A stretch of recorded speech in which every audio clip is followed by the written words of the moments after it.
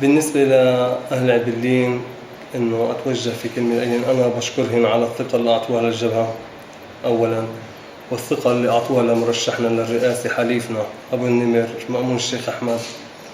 ومن هون إحنا نتوجه لأهل عبلين إنه الانتخابات خلصت، وإحنا رح نبقى مع أهل عبلين، وإحنا في تكليف وليس تشريف. أهل عبلين كلفونا لخدمتهم تنخدم هاي البلد وليس للتشريف، لأنه إنك تفوت مجلس هذا ما لا يزيدك شرف، ما يزيدك شرف وإنك أنت تكون بين الناس تشتغل لأهلك لأهل عبلين.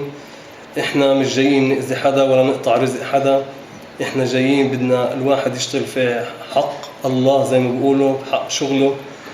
إحنا مش جايين نقاتل الناس، بالعكس إحنا جايين نستقبل الناس برحابة صدر ونقول لهم إنه المجلس مفتوح يا عمي لإلكم، اللي عنده شك بنقدر نساعده. فمن هون أنا بتوجه لكل أهل عبلين اللي إحنا رايحين نقدر نساعده ورايحين نعمله، مش رايحين نقصر مع حدا وبدون أي تمييز وبدون أي تسميع كلمة. بالعكس رح تكون معاملة تختلف عن باقي المعاملات من قبل هاي الفترة الأخيرة اللي هي من عدة سنين عجاف.